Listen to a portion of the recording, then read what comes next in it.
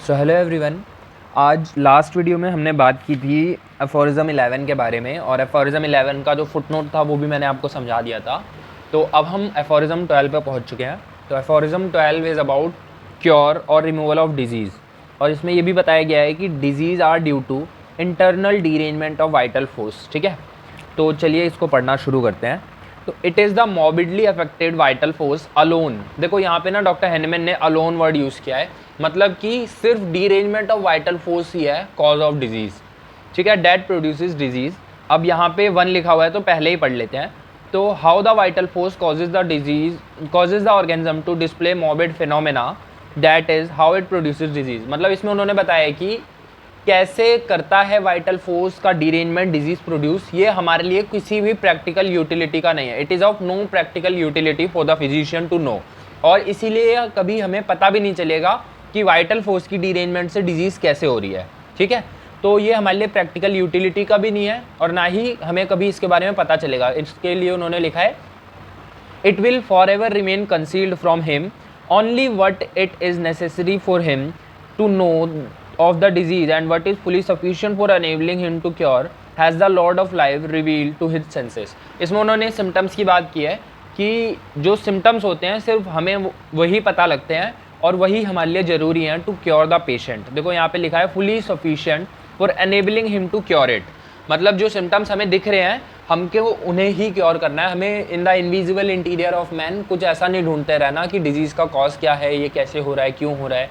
ठीक है, तो ये हम यहाँ से करते हैं। So that the morbid phenomena perceptible to our senses express at the same time all the internal change. देखो जो भी हमें मॉर्बिड फिनोमेना दिख रहे हैं वो हमें इंटरनल चेंज को ही दिखा रहे हैं कि कितना डीरेंजमेंट हुआ है इंटरनल डायनेमिक्स के अंदर, मतलब वाइटल फोर्स के अंदर। ठीक है, और इसी को हम पूरी डिजीज़ कहते हैं। It is known as the disease. So इसीलिए ना जो disappearance under treatment of all the morbid phenomena, ये डेफिनेशन ऑफ क्योर होती है, the disappearance under treatment of all the morbid phenomena.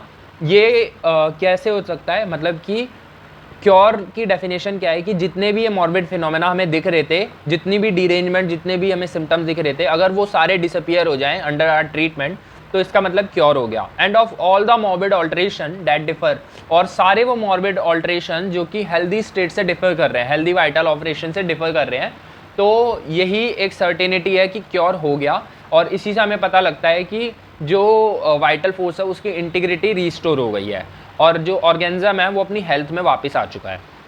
और 6th एडिशन में क्या किया गया है, फोर्स वर्ड को हटा के एनर्जी लिख दिया गया है। तो वाइटल एनर्जी आपको याद रखना है। पिछले भी एक एफोरिज्म में मैंने आपको बताया था कि फोर्स वर्ड को हटा के वहाँ पे प्रिंसिपल वर्ड यूज़ किया गया है ना, तो वो आपको याद रखना, vital force, vital principle, vital energy.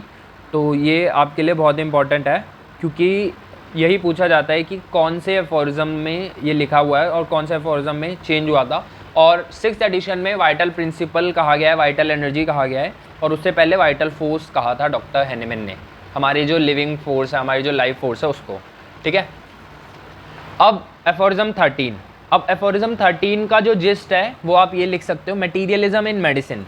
मतलब कि मटीरियलिस्टिक जो अप्रोच है उसके बारे में बात की गई है। ओल्ड स्कूल कॉन्सेप्ट क्या है डिजीज़ का, इसके बारे में बात की गई है। और एलोपैथी को मिस्चीवियस आर्ट का, ये जो मैंने पेंसिल से चीज़ें लिख रखी है ना, ये आप अपनी बुक में नोट कर सकते हो क्योंकि यही आपसे पूछा जाएगा कि एलोपैथी को मिस्चीवियस आर्ट डॉक्टर हेनेमैन ने कौन से एफोरिज्म में कहा है। Old school concept of disease सबसे पहले किस एफोरिज्म में दिया गया था। मटीरियलिज्म इन मेडिसिन कौन से एफोरिज्म में डिस्क्राइब किया है डॉक्टर हेनेमैन ने। तो आपको ये अच्छे से पता होना चाहिए। ठीक है, therefore disease that does not, अब देखो उन्होंने ना बिल्कुल स्पेसिफाई कर दिया कि ऐसी disease that does not come under the province of manual surgery. मतलब कि यहाँ पे हम डायनेमिक डिजीज की बात कर रहे हैं, क्रॉनिक डिजीज की बात कर रहे हैं, हम सर्जिकल डिजीज की बात नहीं कर रहे। Considered as it is by allopathist as a thing separate from the living whole, कि जो एलोपैथिस्ट होते हैं, मतलब कि एलोपैथिक डॉक्टर्स होते हैं, वो डिजीज को एक सेपरेट एंटिटी मानते हैं फ्रॉम द लिविंग ऑर्गेनिज्म। ठीक है, and it's animating vital force, और उसकी वाइटल फोर्स से भी अलग मानते हैं।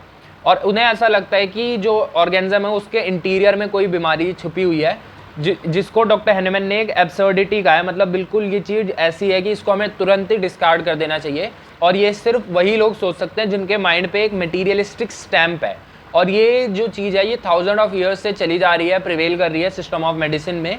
और जिस जिसकी वजह से जो एलोपैथिक सिस्टम ऑफ मेडिसिन है वो एक truly mischievous non healing art बन चुका है।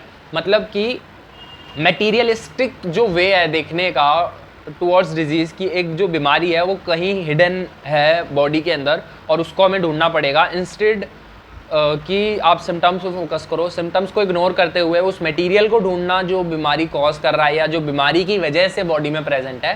तो ये जो है ये एलोपैथी को एक मिस्चीवियस नॉन हीलिंग आर्ट बनाता है। सो this was all about aphorism number 13। इसके अंदर मटेरियलिज्म इन मेडिसिन की बात की गई है और यहाँ पे मटीरिया पेकेंस की भी बात की गई है। क्यों? मटीरिया पेकेंस वो मटीरियलिस्टिक सब्सटेंसेस होते हैं जो इमेजिन किया जाता है एलोपैथ्स के द्वारा कि वो बीमार कर रहे हैं लोगों को। ठीक है, अब बात करते हैं क्योरेबल इंडिकेशन और डिजीज़ मैनिफेस्टेशन। अब क्योरेबल इंडिकेशन का मतलब ही क्या है? सिम्टम्स ही क्योरेबल इंडिकेशन है, सिम्टम्स को ही डॉक्टर हेनमैन ने क्योरेबल इंडिकेशन कहा है। ठीक है, there is in the interior of man nothing morbid that is curable and no visible morbid alteration that is curable which does not make itself known to the accurately observing physician by means of morbid science and symptoms. मतलब कि जो भी curable चीज़ें हैं, जो भी चीज़ cure हो सकती है वो हमें किस तरीके से दिखेगी? वो हमें दिखेगी in the form of morbid science and symptoms. ठीक है, तो इसमें क्योरेबल इंडिकेशन या डिजीज मैनिफेस्टेशन की बात की गई है। An arrangement in perfect conformity with the infinite goodness of all the wise preserver of human life. यहाँ पे गॉड की बात की गई है कि गॉड ने ह्यूमन बॉडी को इस तरीके से डिज़ाइन किया है कि कोई भी जो डिरेंजमेंट होती है हमारे अंदर, कोई भी डिजीज़ आती है तो वो मॉर्बिड साइंस एंड सिम्टम्स की फॉर्म में खुद को मैनिफेस्ट करवा लेती है एक्सटर्नल बॉडी पे, जिससे कि हम उसको क्योर कर सकें। मतलब जितनी भी क्योरेबल डिजीज़ हैं सबका आपको कोई ना कोई क्योरेबल इंडिकेशन मतलब साइन एंड सिम्टम जरूर दिखेगा। अगर साइन एंड सिम्टम नहीं दिख रहा means the disease is not curable. So ये था। Now aphorism number 15, concept of holism, symptoms are mirror of disease. ठीक है, इसमें कंसेप्ट ऑफ होलिज्म की बात की गई है और इसमें यह बताया गया है कि सिम्टम्स ही जो हैं वही मिरर हैं डिजीज़ का, मतलब सिम्टम्स के थ्रू ही हम डिजीज़ को देख सकते हैं।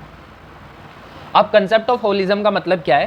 तो वाइटल फोर्स और हमारी बॉडी, ये दोनों चीज़ें आपस में परफेक्ट हार्मनी में काम करती हैं, हमें इसे अलग नहीं समझना चाहिए। The affection of the morbidly deranged spirit like dynamics that animates our body in the invisible anterior and the totality of the outwardly cognizable symptoms produced by it in the organism and representing the existing malady। मतलब कि जो भी derangement हुआ है vital force का और जो उसकी वजह से सिम्टम आ रहे हैं वो एक ही चीज़ है, कंस्टिट्यूट अ होल। मतलब they are one and the same thing and they are one and the same. यहाँ पे देखो लिखा ही हुआ है, the organism is indeed the material instrument. देखो जो ऑर्गेनिज्म है, जो हमारी बॉडी है वो मटेरियल इंस्ट्रूमेंट है लाइफ का, और जो वाइटल फोर्स है वो हमारी लाइफ का स्पिरिचुअल इंस्ट्रूमेंट है। वो इसको स्पिरिट की तरह गवर्न करता है, इसको स्पिरिट की तरह गाइड करता है, जिससे कि जो हमारी बॉडी है वो परफेक्टली फंक्शन और सेंसेशन में रह पाती है। ठीक है, जैसे बिना बॉडी के वाइटल फोर्स एग्जिस्ट नहीं कर सकता, वैसे ही बिना वाइटल फोर्स के बॉडी एग्जिस्ट नहीं कर सकती। तो ये दोनों एक दूसरे के लिए कॉम्प्लीमेंट्री हैं, ये दोनों एक दूसरे को कंप्लीट कर रहे हैं। तो ये एज अ होल एक सिंगल एंटिटी है। देखो, consequently the two together constitute a unity. मतलब ये बॉडी और वाइटल फोर्स ये दोनों ही सिंगल एंटिटी हैं, और हमारा जो माइंड है वो सिर्फ इसलिए इस यूनिटी को सेपरेट करके पढ़ता है जिससे हम इजीली कॉम्प्रिहेंड कर पाए, इसको समझ पाएँ। इसलिए हमने for the sake of comprehension, for the sake of easy comprehension, इसको हमने सेपरेट देखा है कि बॉडी और वाइटल फोर्स दो अलग चीज़ें हैं, जबकि ये दोनों एक दूसरे के बिना एग्जिस्ट नहीं कर सकती। And body and vital force are a single whole thing. So this was the concept of holism which is given in the aphorism number 15। तो मिलते हैं नेक्स्ट वीडियो के अंदर। ठीक है, ओके, बाय बाय।